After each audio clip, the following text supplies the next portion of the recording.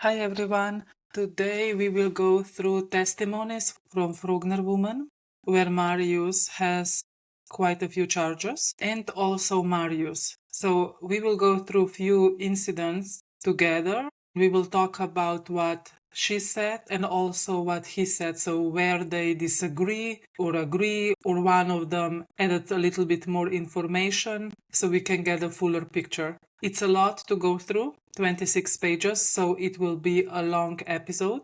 Let's go into it. Marius is charged with 2 incidents of violence, 6 counts of threatening or reckless behavior, 2 counts of vandalism, and a number of violations of restraining order. The police said that realistically he violated restraining order more than 1,000 times, but I think he is charged with 4 counts. Frogner woman was present in the first week of the trial and they were making eye contact between each other. So this time Marius will sit further back in the courtroom, so it would be impossible for him and the Frogner woman to have eye contact. They started the relationship in September 2023. If you remember, Nora and him broke up in July 2023. Frogner woman took the stand and she is asked regarding Marius and their relationship. She said, "He's my ex-boyfriend, but before I continue, I want to clear something up." The court gave her the room. And I think it's important to go through what she said because she's describing how the victim of domestic abuse is feeling or why the victim stays in that kind of relationship. Many people have wondered why I stayed, why I didn't leave earlier.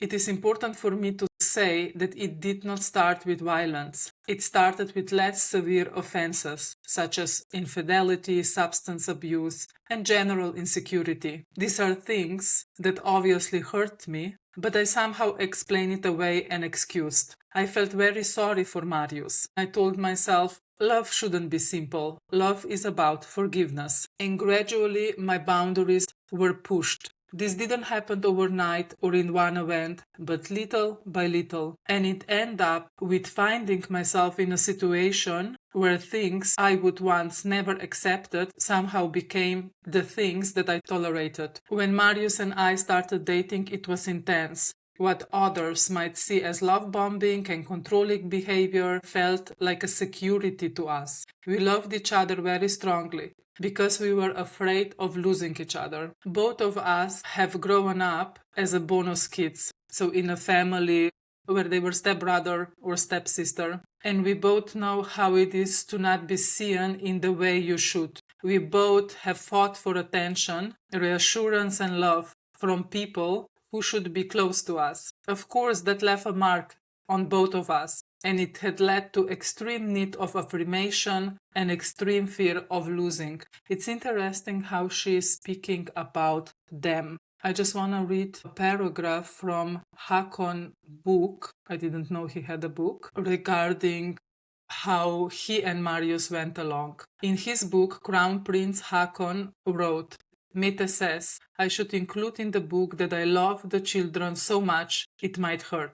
Marius has been in my life since he was 2 years old. At first, he probably thought it was difficult to connect with me. He had to work slowly to reach his heart, but we soon found a way. I felt insecure. People looked at me and probably thought, that boy shouldn't be with the crown prince, but I loved being with Marius. This is from his biography book, Hakon, Stories of Crown Prince. Frogner woman continued, I have several difficulties in my life, and I was yearning for validation and fear of losing people. I also have a history from before where I was in relationship where things were destroyed and I was shouted at, which made me quite numb and caused me not to react the way I should.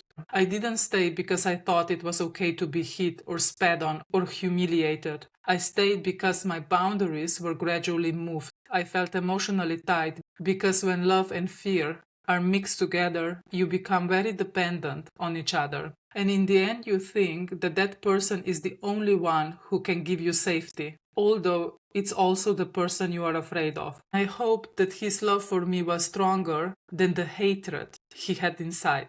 I felt very sorry for him. She also said to police prosecutor, he was questioning her, that she wanted to scold him a little. She told him that many information involving her had been leaked to media, and this led me to no longer trust the police. I didn't want to cooperate with them anymore. In general, the media coverage has been completely insane. I think the pressure Marius has experienced is inhumane.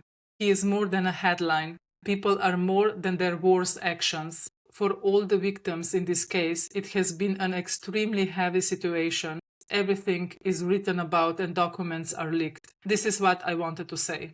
Police prosecutor said to her, I think that was well said. And now they move into how Marius and her met. Again, I will combine both of their testimonies. She was at work at Michael's the first time she met Marius. He was sitting in a group of guys and he was quite rude. He asked me when I finish work. Marius remembers saying to the guys, who on earth is that? I was cheeky and tried to flirt. Apparently it didn't work well, at least then and there. He said that I sent her a message on Instagram where I apologize for being a bit much or cocky or cheeky. She did read the message, but I didn't get a reply. They met again in the city, so by coincidence, and he went over to her, joked a little that she didn't reply to him, and then Marius said we quickly found a vibe. She said that it was a bit chaotic because Marius and I clicked right away. I felt that I was very quickly captivated, but I was in an inner conflict because I still loved my ex-boyfriend. And I also felt a little bit embarrassed that I haven't replied to his apology message. We had a drink together and end up in the after party. Marius said that we end up sitting and talking, just the two of us. And she told me about her puppies at home. I'm very fond of dogs. Then they went to stay at her place to check up the puppies. She said, I felt it was difficult to be with Marius. He lived a completely different lifestyle than I. I wanted a family life and peace, and he had the jet-set lifestyle, partying a lot, bad company, using a lot of drugs. He appeared impulsive from the start. The ex-boyfriend from Frogner woman found out that she was with Marius, and he wanted to get her back. She said, we got back together. Ex called me a gold digger and said that I was only with Marius because he was royal. When she went back to ex-boyfriend, Marius tried to get her back, no matter what. He was really persistent. He showed up at work and sent me roses. Marius said after that, we stopped talking for a while. I was on a trip to Switzerland when me and Frogner woman pick up the contact again. We sent some TikTok messages. Once I returned from Switzerland, I went to Frogner's woman apartment with roses. I was in love. I think she thought it was nice, but she was still with her ex-boyfriend. The first incident. Marius showed up in her apartment. Frogner woman said, he said he would come to me, but I asked him not to. I'm not at home. But he came to my door, rang the doorbell, and my roommate opened the door for him and let him in. He walked into the apartment and sent me a photo showing that he is in my room in my bed. And he was angry because I wasn't at home. I was angry and terrified. I was with another man at that time. And I was also afraid that Marius would hurt my roommate. They showed the text messages. Marius wrote, come downstairs and say goodbye then. Frogner woman answered him, not all at once, but some of the text messages were, I already told you I wasn't home, idiot. Leave, now. You are leaving my apartment now, you fucking psychopath. In court, Marius said, I was described as I broke into her apartment. Frogner woman told me she was not at home, and I actually didn't believe her, so I rang the doorbell. She got angry and called me a psycho. I was surprised by her reaction. I am surprised that he is surprised. And also nobody said that he broke into her apartment. It was known from the start that the roommate opened the door, but he stalked her. He was there in her apartment showing up. I would be afraid. Frogner woman said that after this event I became a little bit panicked. So I thought we should talk it through because it wasn't okay. So this was the first incident where a huge boundary was crossed. The next day, Marius laid himself flat and apologized. He said that after this episode, they talked quite a lot and they agreed that they will meet briefly. So they met in the city again. This period was a little bit chaotic, Marius said, because she was still with her ex-boyfriend. And when they were together, this ex-boyfriend came knocking on her door twice. Then we moved to next incident, which is he recorded her and took photos without her permission, intimate photos.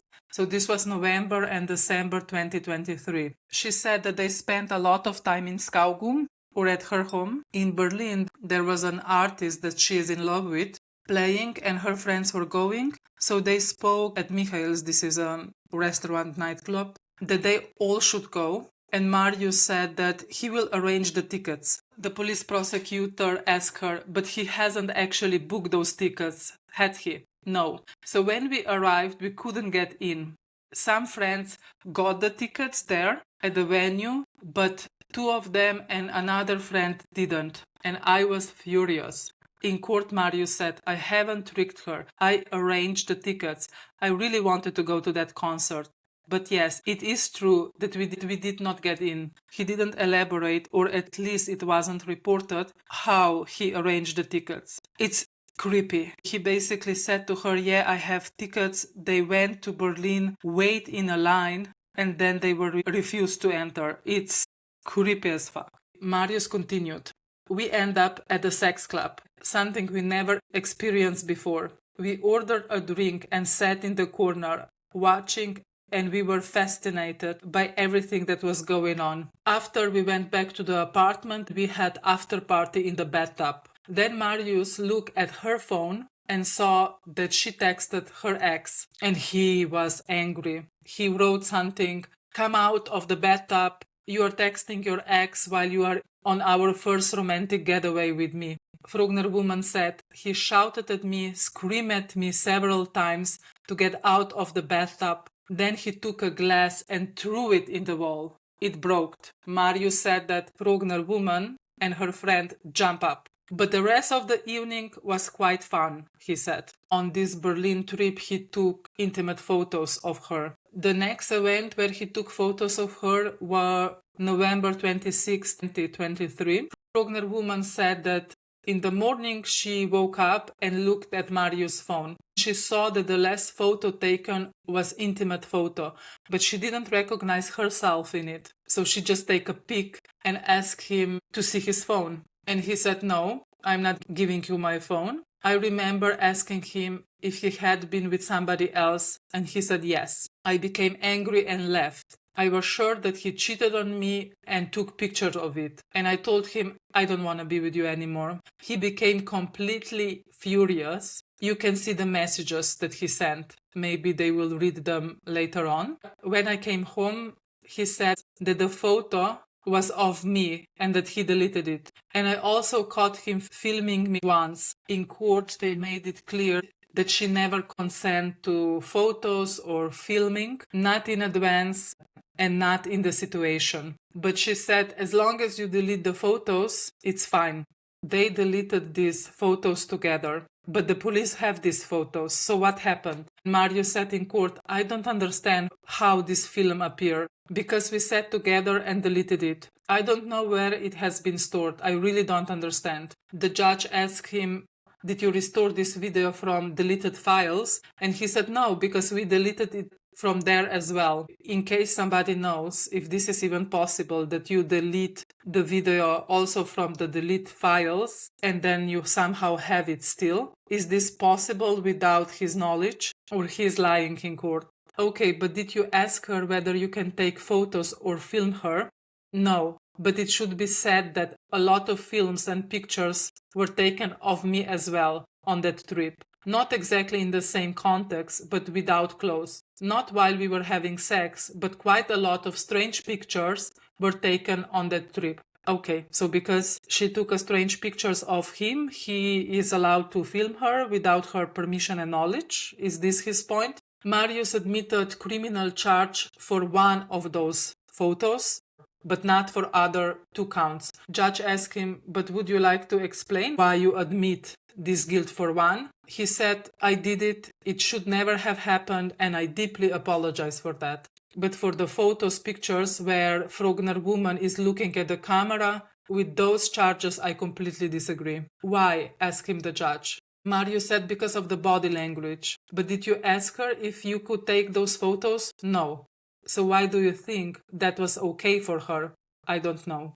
The next incident was on February 24th, 2024. They went to cabin skiing together. She found out that the video of Marius was circulating, and this video was Marius having sex with somebody else. Marius corrected her in court and said, no, it's just a rumor. He told that when he was testifying. He didn't jump into her testimony, just to be clear.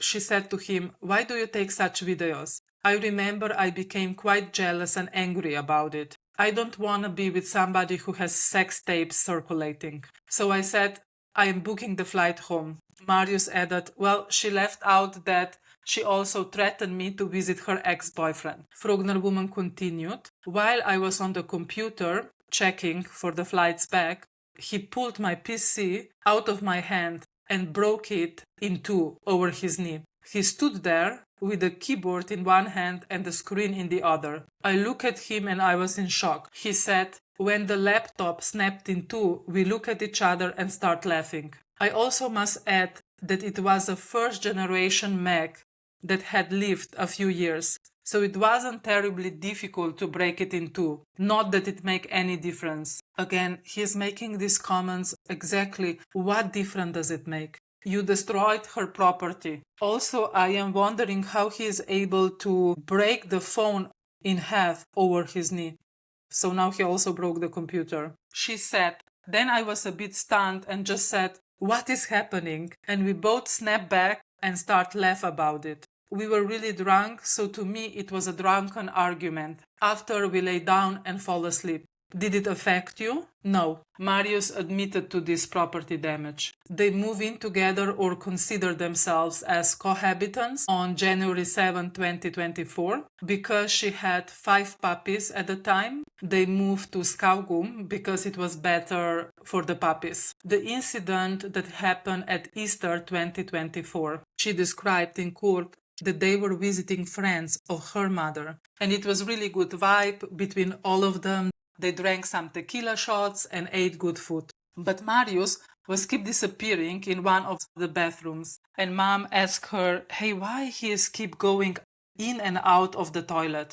He took ketamine, and I'm wondering if he was aware of it. Maybe he thought it was coke. And after he was completely gone. I think, if I remember correctly from the earlier testimony, that he was thrown out of this dinner. Mom ordered us a taxi and I was completely pissed off.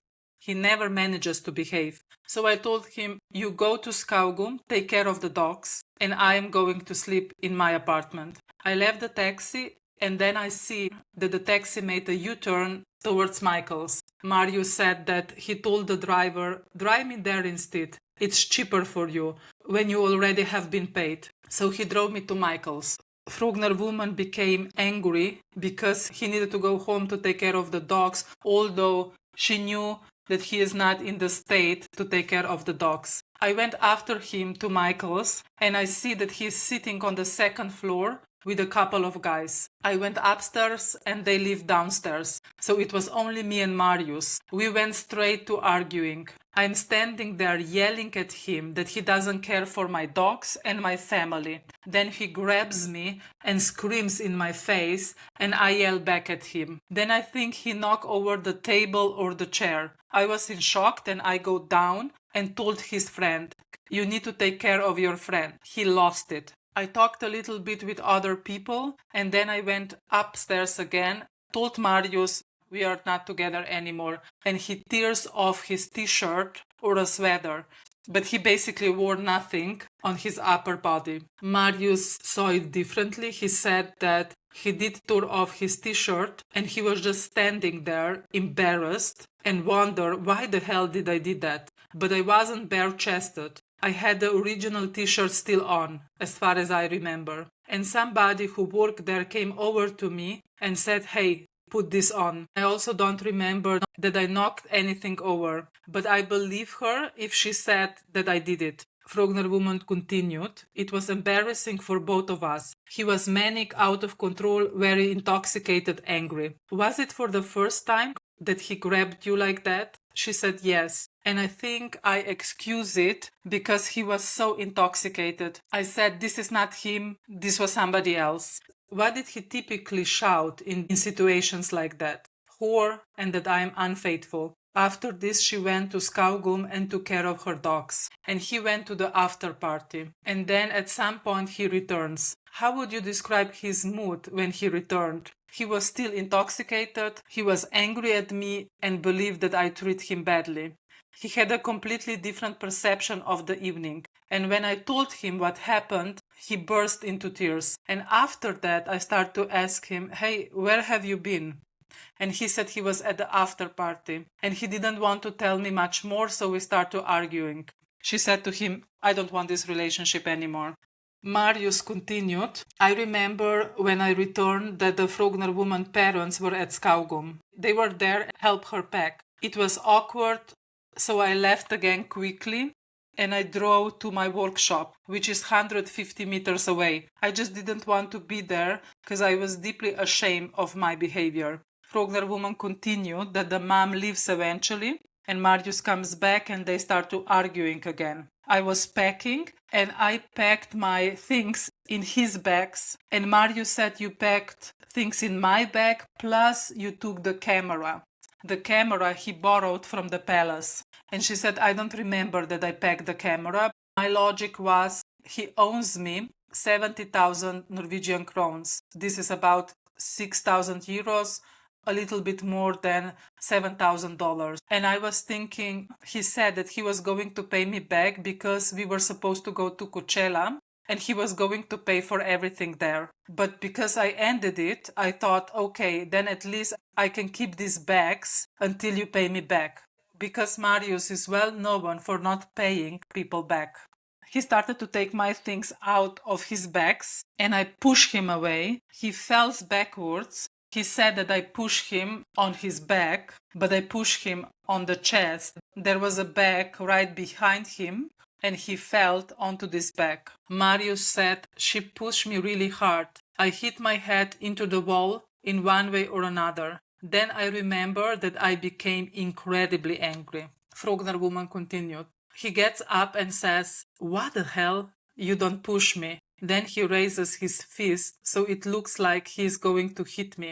I duck down. He turns and punches through the glass door. Then he walks past me and punches another door so the glass flies into the room. His blood is spraying everywhere and I panicked. Marius also said, "I panicked completely." Frogner woman runs to get the towels to stop the bleeding. We both came to our senses. Something just clicked and we both start to laugh. What is happening? What are we doing? Then we jump into the car and drive to the emergency clinic. I think I just felt sorry for him in that moment. Then I just left everything behind right then and there. Marius said that after this Easter incident, their relationship was turbulent. The Frogner woman developed a kind of contempt towards me. She thought that I smelled quite bad. She said it clearly, every time, all the time.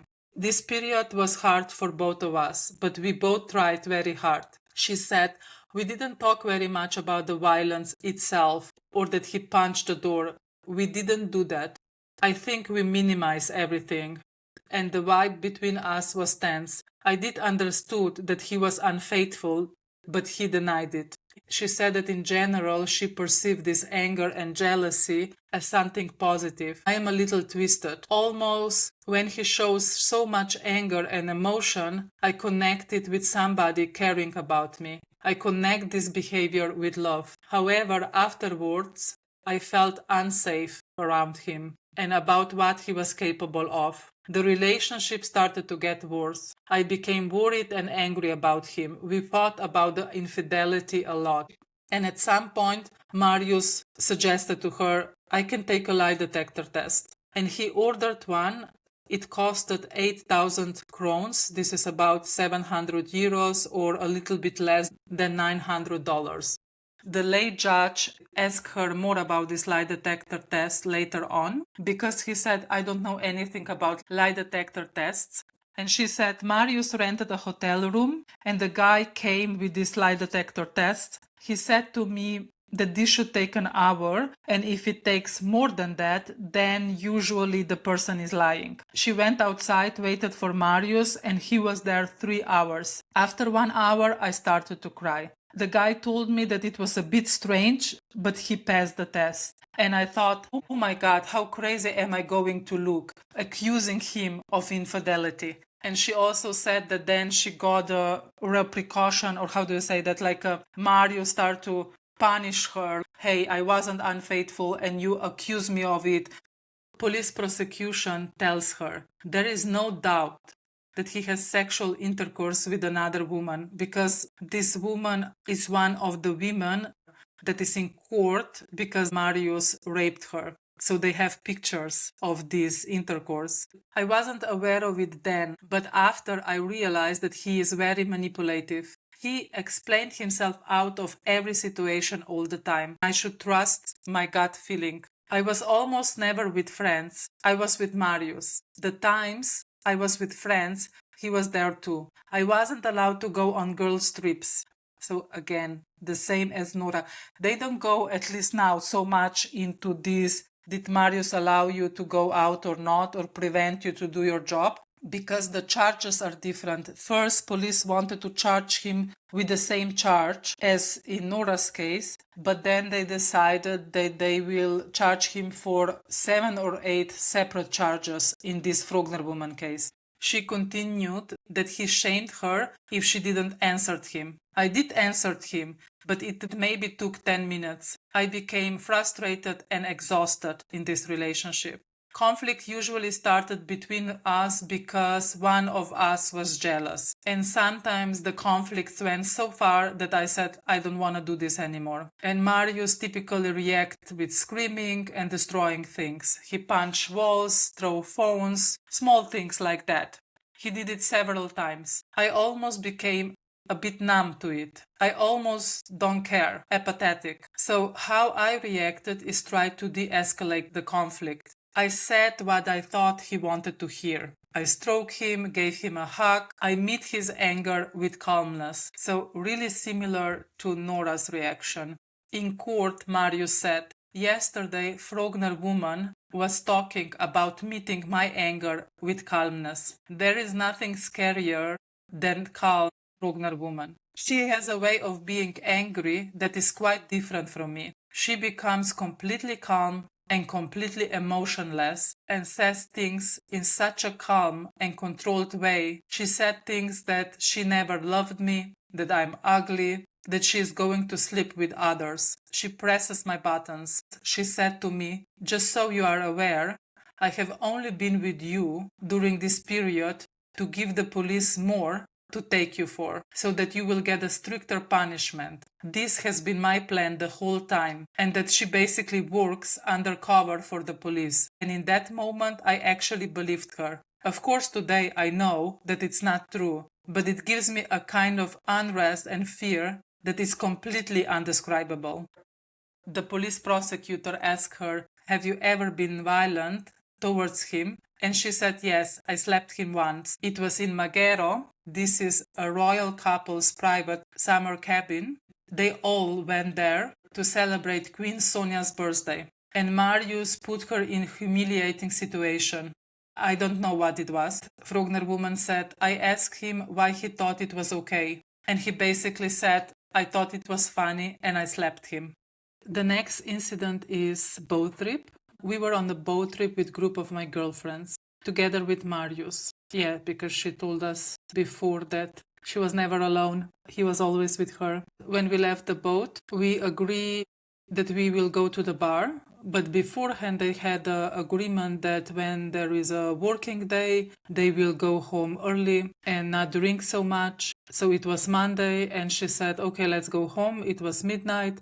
He took some drugs, some cocaine, and he said that my behavior is unacceptable, that I just couldn't leave from the bar, and that I couldn't decide for him when he should go home, and that he would go to a friend and sleep there. I told him I cannot do this anymore, and I packed my things, went to a friend place, turned off my phone, and sleep there. Marius told slightly different story.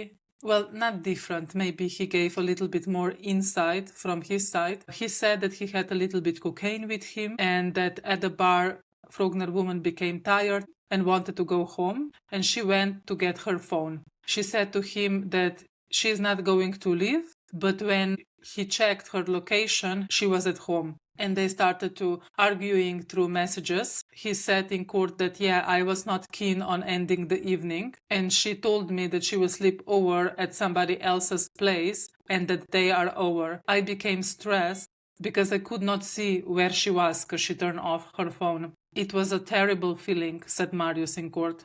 Frogner woman continued, when I came home the next morning, he was there in my bed and asking me where I have been. I said I slept at friend's place, but he didn't believe me. He accused her of infidelity. He told me he has been looking for me all night. He hollows and screams and tell me how terrible I am and that I have been unfaithful. I started to feel guilty. Marius went to a roommate's room to calm down, and he was holding a water bottle. He said milk. The water was like splitting around the room a little bit. Probably he was moving his hands a lot.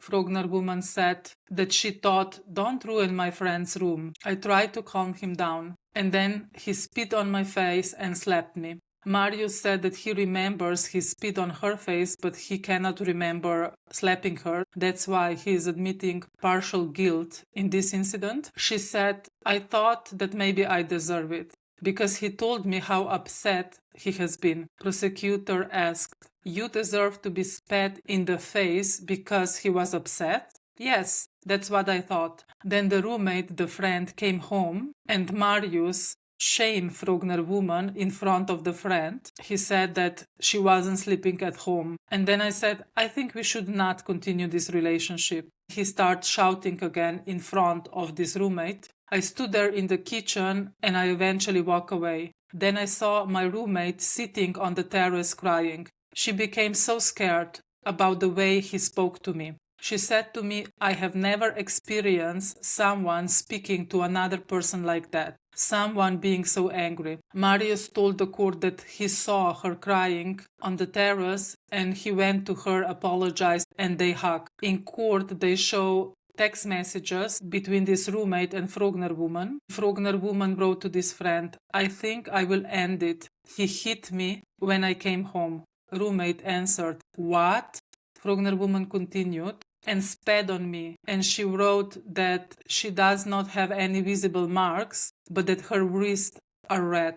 In court, they read a message. He grabbed me by the throat and threw me onto the ground because I tried to stop him from destroying things. Is this something you remember? She is asked in court, and she said, I don't remember, but if I wrote it, then it's true. After this incident, things got worse from both sides. She said in court that talking about it, it sounds a bit stupid, that one is manipulated into thinking that I deserve that. No one deserves violence. Judge asked, did he express that you deserve this? Yes. How? He talked a lot about how terrible he had it because of me, how awful I am to him, and that I am a whore. The same script as Nora. She continued, even if he had done something wrong, he somehow turned my reaction against me. And I just felt stupid for reacting, even though I had a reason to react. Another incident, something happened before Portugal and they were already broken up, but they decided to go to Portugal anyways. Marius said, we behave like a couple, but we were not in a way. Or she thinks we are not.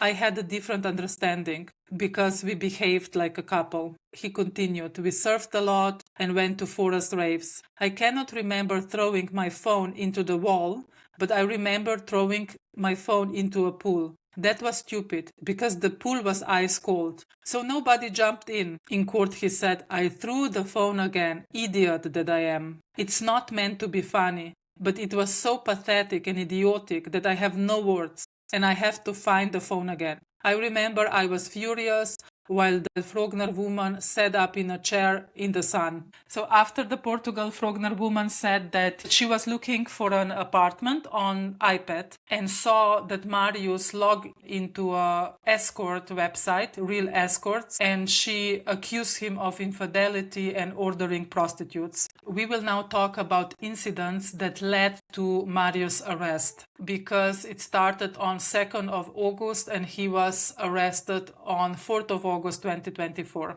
Marius explained in court.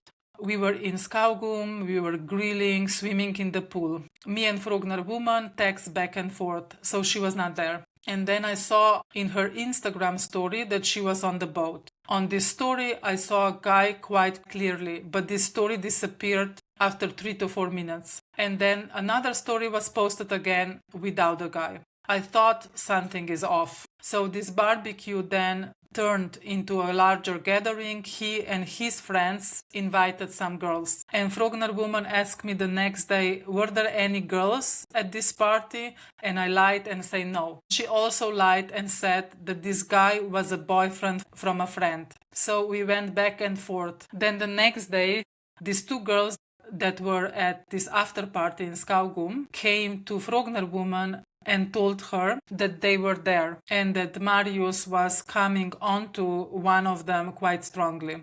Frogner woman just walked away from this bar. Marius explained in court that they were messaging back and forth. He was asking her to meet. She didn't want to. It was becoming quite late. I offered to come and pick her up and she said no. And then she turned off her phone. In my head, I got an idea she is cheating. I was very angry that she slept somewhere else. The story didn't add up. And he also said that he spent this night at friend's place. So they were not together at that time, but she said that we were still trying. Two people that have ended it, but still trying. She also cancelled her apartment. She didn't have a new apartment yet, so they agreed, although broken up, that she would live with him at least until I had found a new place. Marius explained in court that the next day they met, and he was angry when the Frogner woman gets into the car. I wasn't shouting or yelling, as far as I remember, but it was more like we are completely done in a way. She asked me, can you please not go out tonight? Can you please not do this when you are in this kind of mood? Please don't do this here. And I told her I will do exactly what I want. You slept with another guy, blah, blah, blah, blah, he explained in court. She became angry and then they ended up arguing about the phone. I wanted to turn on the location. I think this found my friend so I could see where she is. And I went into her text messages. She explained in court that he went into her text messages between me and my mother. And there were messages that I did not want him to read. So I panicked and I tried to take my phone back. And then he rips it out of my hands again. So we were pulling back and forth until I got my phone back. And then he shouted that he wants me out of the car. Marius said in court, I know I have said in the police questioning that she slapped me, but no, she took my phone back by force. Interesting, huh? That he said she slapped me, but now in court he is like, no, she actually just took phone by force and without any intention of violence. He lied either way. He continues that he rolled down the windows and shouted, you unfaithful fucking whore. He went to a friend's house and he was extremely mad. Then he continued partying at the venue Skaugum, so not his place Skaugum, but venue called Skaugum with a friend. And there he met Frogner woman's friend. He asked her where the Frogner woman was. The friend told Marius that she was sleeping with this friend, this man that Marius threatened to kill later on. I was shocked and it was boiling inside of me. I tried to call Frogner woman a couple of times, but she didn't answer. He went to her place. And now this incident on 4th of August happened. Frogner woman said that somebody rang the bell several times she opened the door. It was Marius. I was almost relieved because he had come back. So I said to him that I will prove that I have not been unfaithful. He was furious and walked past me. The first thing he did was turn on the lights in bedroom. He grabbed me by the neck with both hands. He pushes me down onto the bed. I was very scared. He screamed that I have been unfaithful and I should tell him with who I was with. First I didn't want to, then I got the couple of blows to my head and we go to the other side of the bed and he choked me again. This one was the worst. I couldn't breathe. He held the chokehold for 3 or 4 seconds. I thought if he doesn't let go now, things will go wrong. Marius said in court, I wasn't trying. How should I explain it? It's difficult to explain, but I wasn't trying to kill her. He didn't say it in that exact words, but he was insinuating that he wasn't trying to kill her.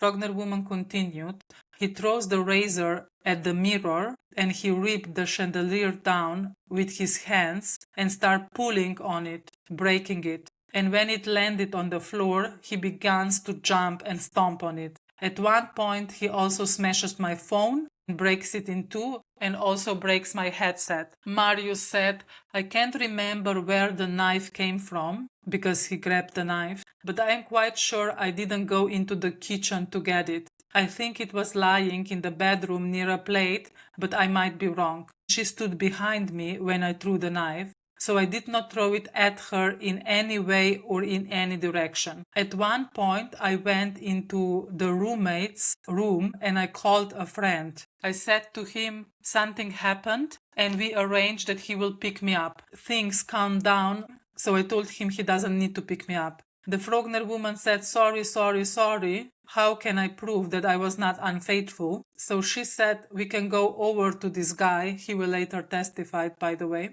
and talk to him. And I said, no, we should go and kill him. And obviously, I would not have done that. And Frogner woman knows I would never have killed him. She also said in the police interview that she thought that this threat is a boyish threat and it was a joke. She didn't believe it. She continued in court. Then I thought, oh my God, now you have lost it. So I said, fine, then let's go to this guy. Marius wrote to him at some point, you are that fucking man. The judge asked him, do you also admit guilt for that threat? I admit that I sent it. It is obviously a threat in words, but nothing actually happened. The judge said to him, you don't have to carry out the threat, but do you understand that he could perceive it as a threat? Marius said that if he would receive such a message, I would have seen it as a very, very angry man who had just found out that his girlfriend had slept at his place. Marius continued,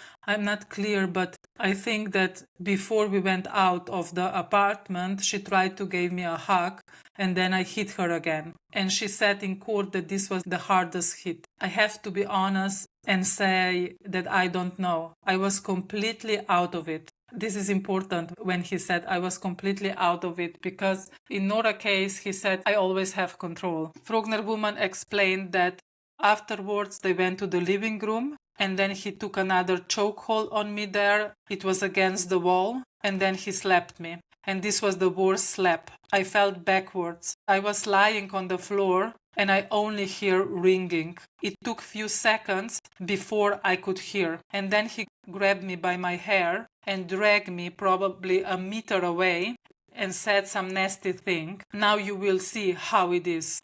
I was just lying there crying for a moment before I dare to get up again. Did he film you at some point during all of this? Yes, I think it was towards the end. He said that he should record the video so he has a proof for himself that I haven't destroyed anything more. They left the apartment in Frogner to visit this man that Marius was threatening, and outside he was screaming to many unknown people that I cheated on him. It was humiliating. Marius said that he doesn't remember that, but he cannot rule it out. He said that he didn't know where this man lived, so at some point they turned around and walked back again. While Frogner woman said that when they arrived outside from this guy's place, he suddenly turns around and wants to go back to the apartment. I followed him back and tried to calm things down. So they were standing there arguing outside of her apartment. He told me that I destroyed his life, that I have nothing more to do in Oslo,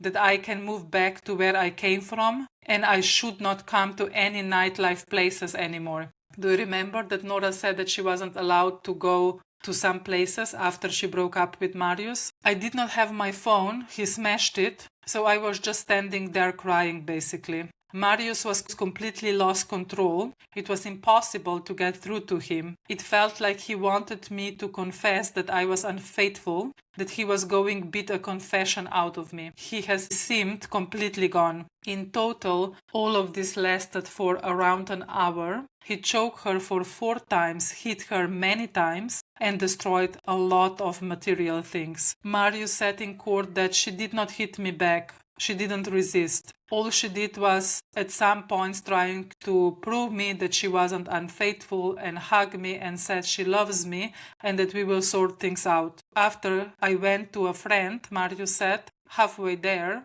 I returned back to Frogner's woman apartment. He came back, but she wasn't at home. She was already at friend's place. He said that after he went to his friends, they went together to the after party. He took cocaine and drank a lot of alcohol, so he doesn't remember much after that. The prosecutor played a video in court where Mario is sitting on a sofa wearing sunglasses and a cap.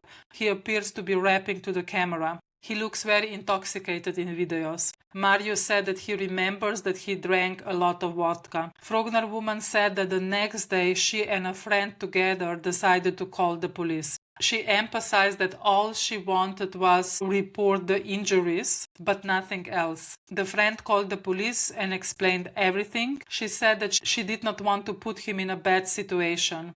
I still wanted to prove to him that I have done nothing wrong. I also started to feel off in my body. I felt distance. I started mixing the words. My vision was strange. She went to the hospital. She was there for 2 hours.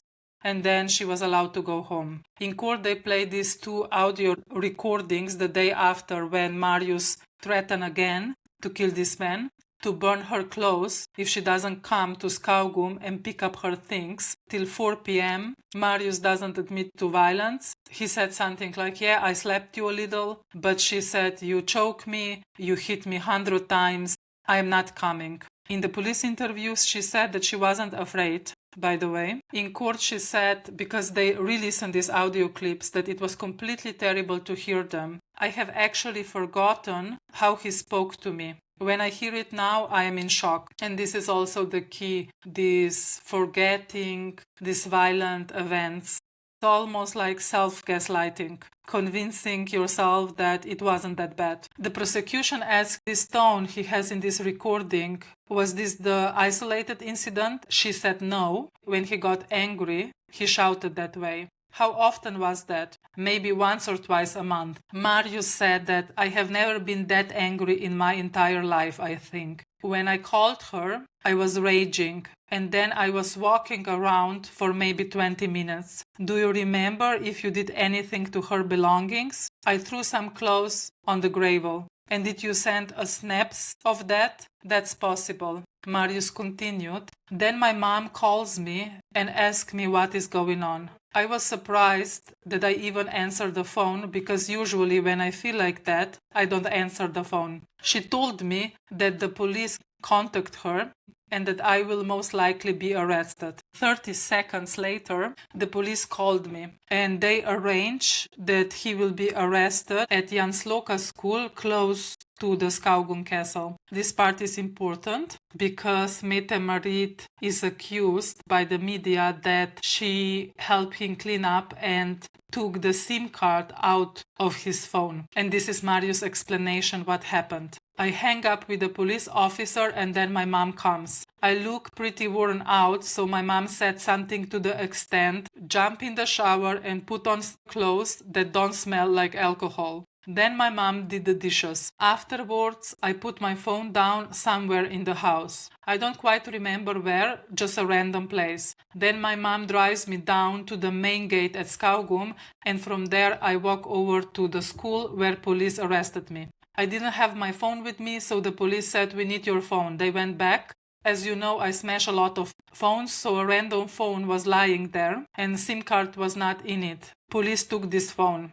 And this accusation against my mom by the media is the dumbest thing I have ever heard in my entire life. Frogner woman said that she contacted Marius' friend. He picked her up and asked her what happened. I said Marius was violent toward me. He snapped. And then he drops the bomb that Marius was arrested. I get panicky. I didn't want to involve the police at all. I started to feel bad and I was crying. Listen to this. Especially if you listen to the Nora case where he was bothering her regarding her TV appearance. And the friend said to me that he is very worried about Marius because they were going to have a TV series.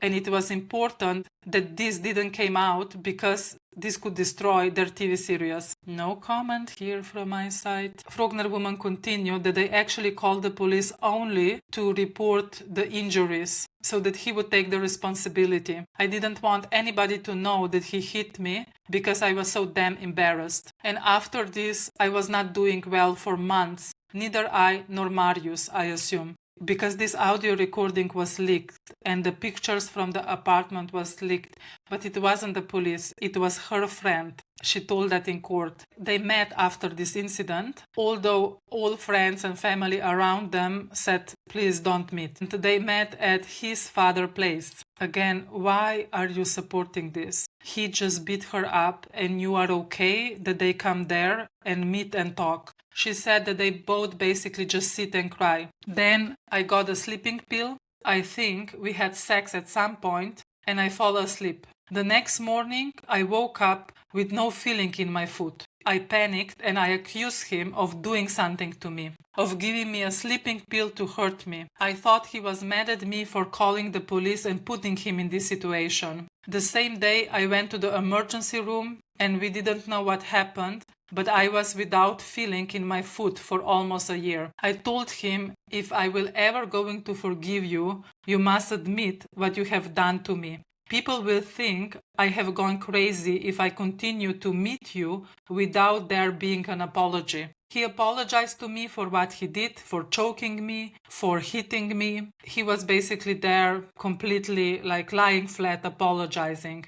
Even after what he done to me, I still had feelings for him. And this is hard to admit. And this is where this public apology happened. And this public apology then triggered other girlfriends to report Marius, because the way he presented this incident in this public apology is that it happened only one time and that he apologized to his girlfriend. There were some speculation that he didn't wrote that himself, but he did. He crafted few drafts and he sent it to her and to people.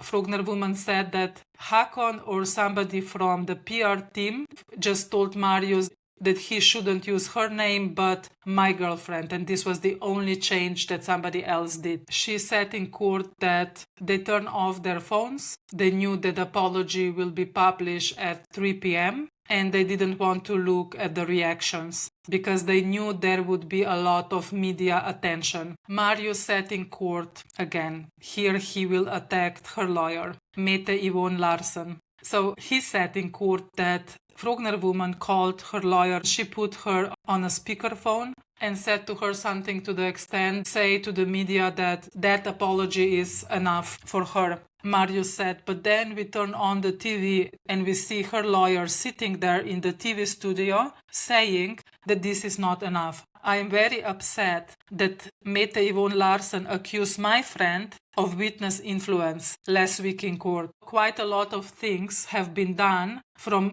Mette's side without Frogner woman permission, without her lawyer clarifying first. For example, when my restraining order was extended on 3rd of March, Mette just extended it without checking in with Frogner woman first. He said in court, oh my God, he said that he actually sent a letter to a Frogner woman and the flowers on Valentine's Day. The judge asked him, meaning this year?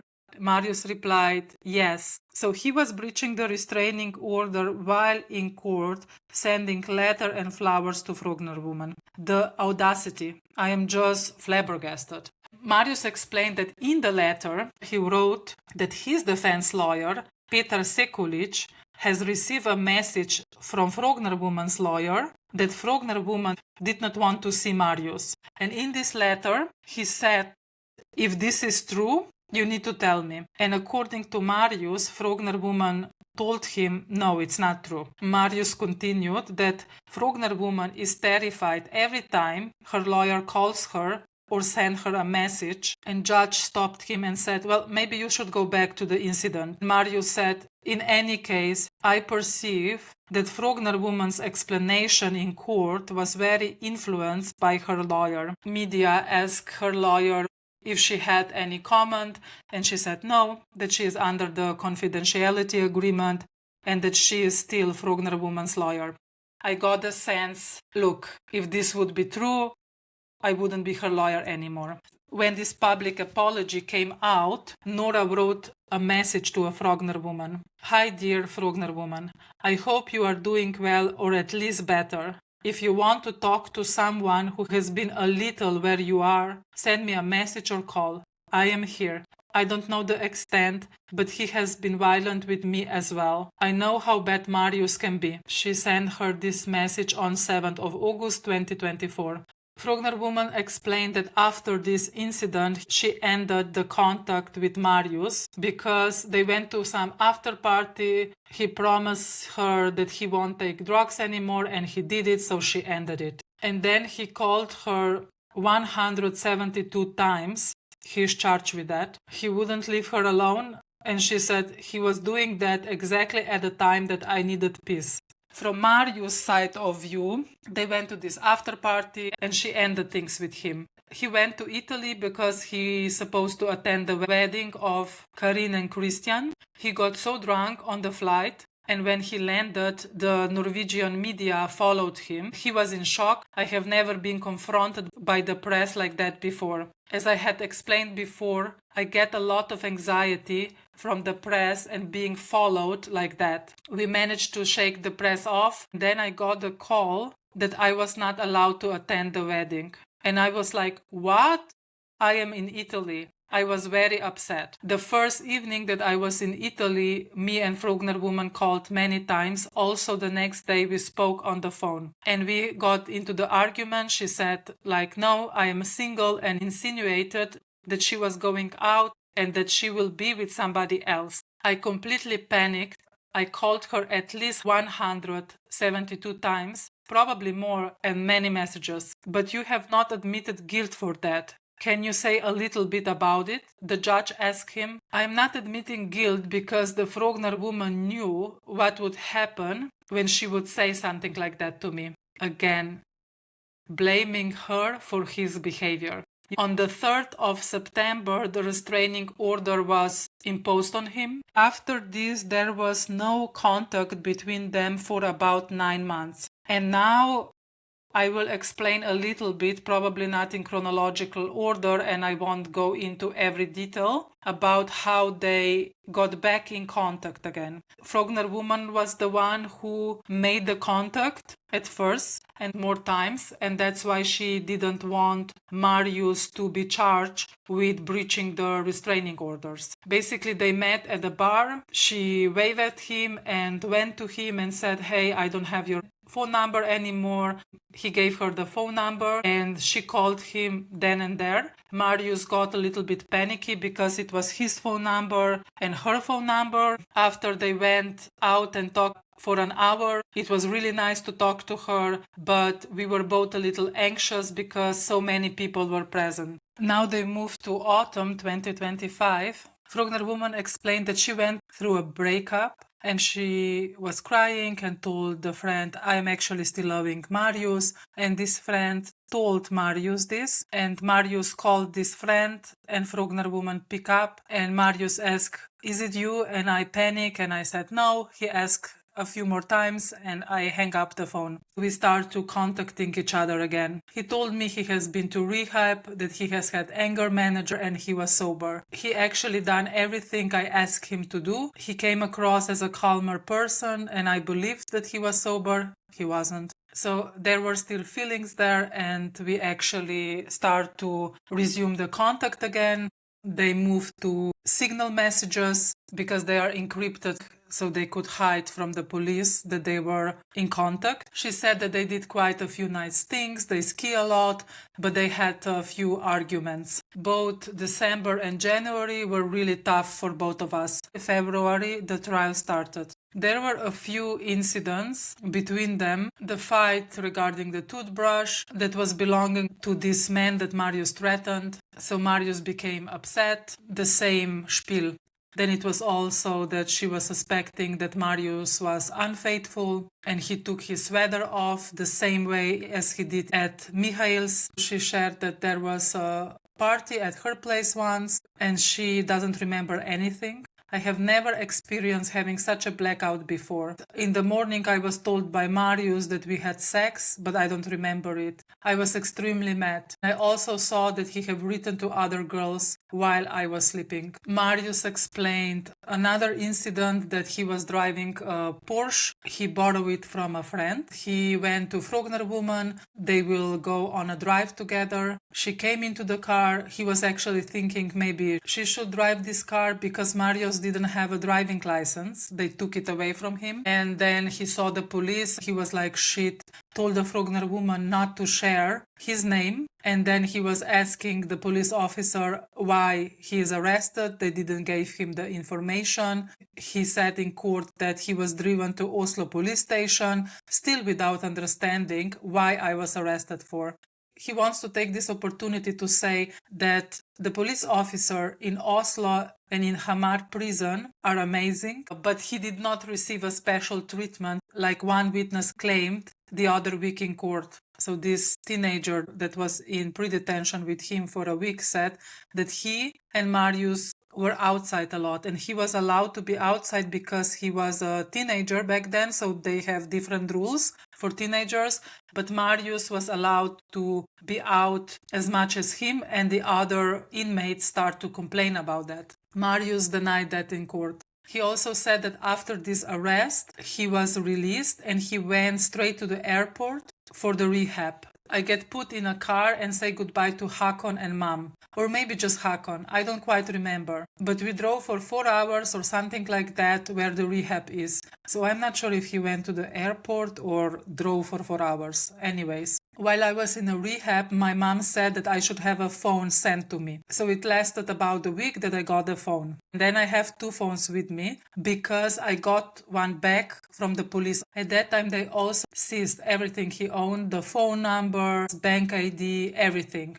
Marius said that up until the arrest in February 2025, so 2 days before the court started, he and Frogner woman were together almost every day. They basically slept together every night, and this was the last 2-3 months. And then the last incident in February 1st happened, where Marius was arrested again for the 4th time altogether, and he landed in pre-detention. He said neither of us were doing well, and VG Media published a podcast, Marius and the Other Woman. I argue with media at that time a lot. So that day I was having a dinner with my father and it was really nice. And Frogner woman was out with her friends. We all should meet later, but the friends told her we don't want to go because they listened to this podcast and they didn't want to meet him anymore. In court he said that the podcast was really one-sided and the most prejudiced thing I have ever heard. He also became suspicious that another person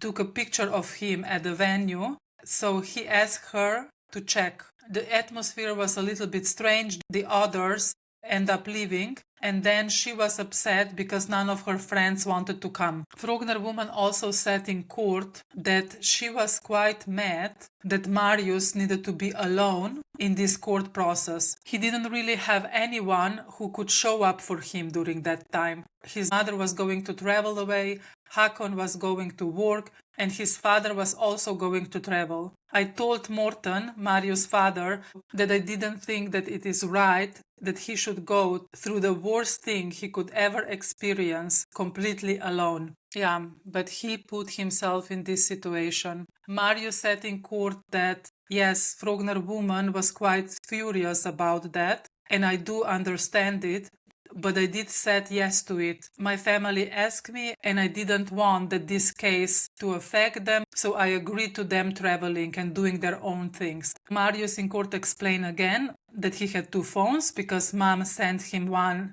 to the rehab, and then the police returned the second phone. And this made Frogner woman suspicious, he said. And she accused him of talking to another woman. And they also argued about this man that Marius was threatening. So they were arguing again about the infidelity. Marius said the Frogner woman went towards the door and opened it and said to me, I will go to this man. In that moment, when she wanted to get out, I ran towards the door, grabbed the handle and pulled it towards me. And the Frogner woman gets slammed between the door and me. It has been described that I was violent, but no, it was an accident. On the other side, Frogner woman said that I was standing around a half a meter from the doors, and he started running towards me and pushed me into the door.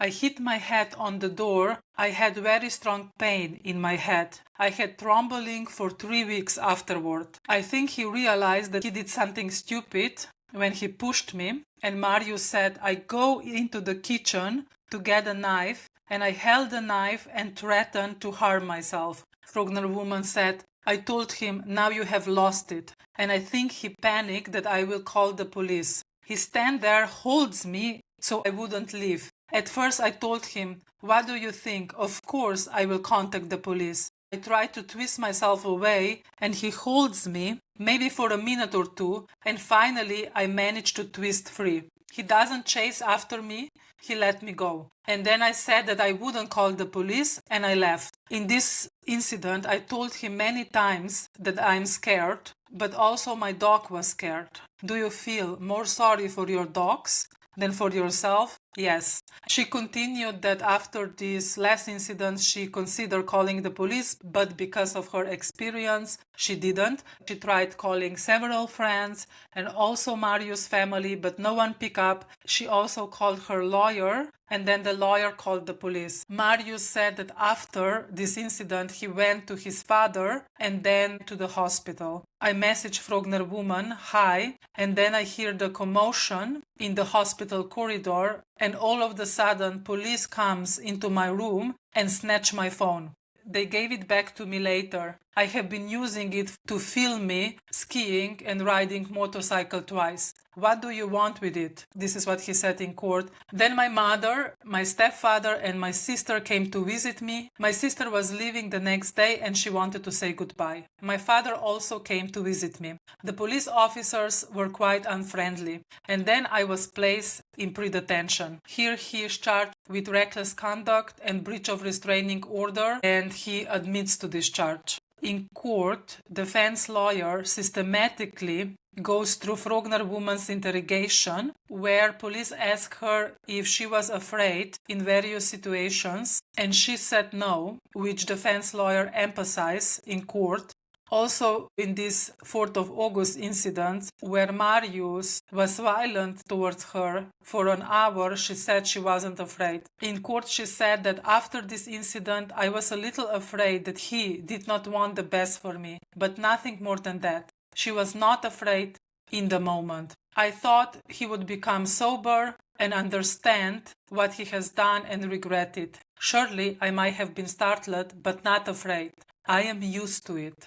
So again, not just from this relationship, but she said also from previous relationships. And the way she is speaking, it's hard to explain. For example, the VG media actually published her name in this live court following. The name was up for 47 seconds before they realized what they did. Now this is discussed in court, and the judge asked her, what do you think? And she said, it's very bad. And the judge continues, so what do you think about VG continuing to cover this then? And she said, as long as it doesn't happen again. And I feel this is her go-to. Oh, you took my photos, as long as you delete them. Oh, this happened, but it was my fault. Or Marius is drunk. That's why this happened. Minimizing. I can sense the minimizing in the way she is explaining things.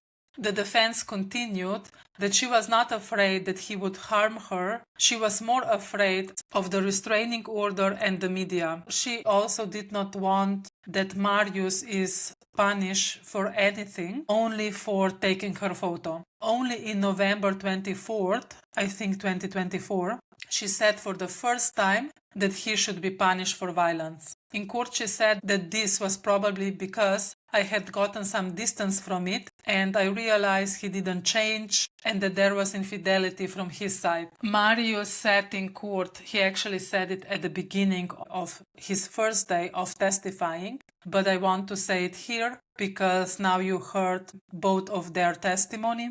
And Marius said, "It is obvious that this case is difficult for me.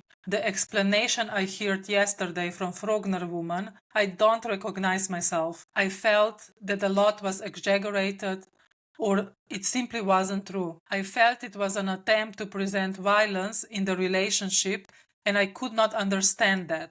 The Frogner woman and I have lived together for the last 4 months. We were together every day. Of course we talked about the case, because we are fond of each other and we dread this court case terribly. What came out from her testimony was quite a different story than the one I had imagined. And yes, I think this is quite painful." This is the end of their testimony. The next video will be psychiatrist's testimony. He spoke about abuse in relationship. Subscribe, it means a lot to me, and we see each other in the next video.